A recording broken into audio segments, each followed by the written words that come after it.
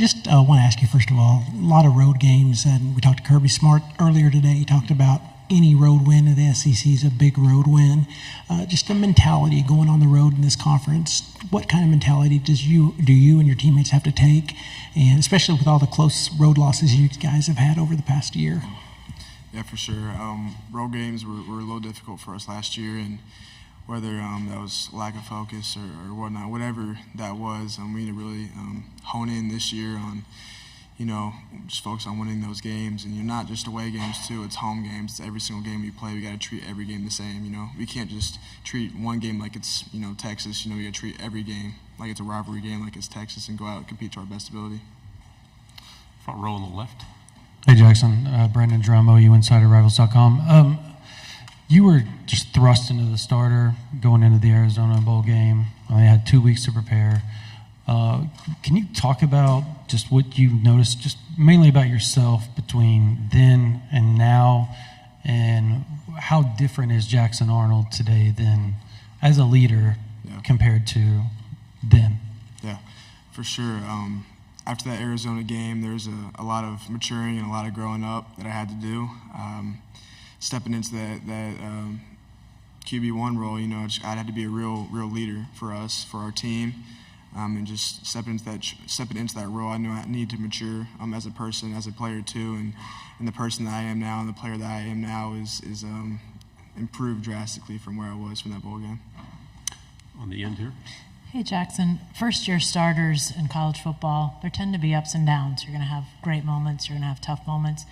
You've referenced it back in the big room, just the fact that you were thrust into a situation where you had to start pretty young in high school. Did you learn anything from that might help you just mentally work through sort of the peaks and valleys and how you might approach that as a first-year starter in the SEC? Mm-hmm. Just adversity is going to strike one way or another. Just knowing that I have to keep a level head, and I have to, just learn from those opportunities and not really beat myself down from it is probably the biggest learning point I could take from that. On the left side here, third row, and then pass it over your left shoulder when you're done. Morgan Weaver with KBTX and Bryan College Station. Just how confident are you in this team is ready for the challenge that is an SEC schedule? Yeah, I'm extremely confident in this team. I think I can speak for everybody on the team that we're all super amped up to go out and play this SEC schedule. It's a tough one for sure, but we love the challenge. We want the challenge, and we wouldn't want it any other way. On the aisle here. Jay Smith, Locked On Sooners. Jackson, you spent some time at the Madden Academy not too long ago and got to enjoy some time with some of the elite quarterbacks in college football, and some of them from the SEC. Can you tell us about some of the things you learned from there that's going to help prepare you for this coming season? There was, honestly, the Manning Passing Academy for us was just a place for us to meet each other and get around each other and hang around. Maybe some dudes that they know each other already, and it's for them to hang out with each other, There wasn't a lot of trash talking going on. There wasn't a lot of ball talk going on. We were really just hanging out with each other and speaking on that opportunity. It was great to meet those guys and just seeing how they operate. But like you said, competing against them in some of our challenges we had at night and just throwing with them in competitions. It was good to see, how I stacked up against other college QBs. Left side, fourth row, and then pass it to the aisle. You're done. Trevor Denton, Way 31. Jackson, feels like all week we've heard about Auburn as one of the toughest places to play in the nation. Can you elaborate a little bit more on what Carson Beck told you about what Jordan-Hare is like as a place to play in? Yeah, he was short but sweet. He thought the place was cursed, man. I think their game was like a one touchdown game. He said it could have gone either way, but he said that place is extremely hard to play in. But again, we love the challenge. We want the challenge. Right side on the aisle. Hi, Jackson. Aiden Tyler, OU Nightly. Norman, you're now the starting quarterback at Oklahoma, a program that's rich with tradition at the quarterback position, a lot of Heisman Trophy winners, and that kind of sets the expectation for that position at Oklahoma. So how do you kind of just handle that pressure? For me, first thing is to stay off social media. That blocks out a lot of pressure. And two, just honestly, just kind of ignore it too. Just block out the pressure. I feel like there's only pressure if you bring that pressure onto yourself. So just kind of staying calm and collected, and staying off social media has been the biggest way for me to deal with that pressure. On the aisle here. Gavin Baxley, ESPN, the ticket out of Montgomery. Have you gotten a chance to play the EA college football game, and what are your thoughts on your representation in it? Yeah, we played. We actually played on the plane ride here today. Me and Danny did, and it's honestly it's really surreal playing the game. I grew up playing NCAA 14 with my friends and with my cousins, and just seeing that I'm now in the game and I'm able to play as my character now, it's really special. Front row. Just an aside, Brent, after every spring game, talks about the growth you guys have to make before training camp even starts. For you, what did that look like as far as looking back on your spring, what you wanted to attack this summer, and how'd you go about that without kind of the structure of spring practice, fall camp practice stuff?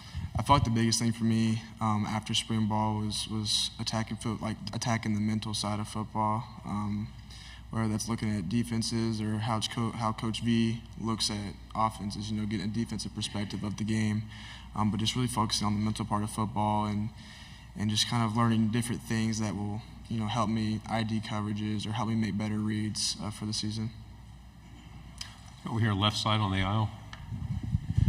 Brandon Marcello, 24/7 Sports. Jackson, Coach Venables and your teammates have both mentioned about how important it is to stand well in the trenches in this SEC schedule. You lose, obviously, a lot of starting offensive linemen. How do you feel about your group after this spring going in and being able to handle those rigors of the SEC week to week? I feel great about that group. They've been busting their tail all spring and all summer, and it's a young group, it's a new group, but we also brought in guys from other places that have played a ton of ball. Branson's a great example. Played 3 years at SMU and started there. We don't have guys that have never played ball before. We just brought in new guys that are new to the OU culture, but I feel like they've adapted very well, and I'm really confident about that group.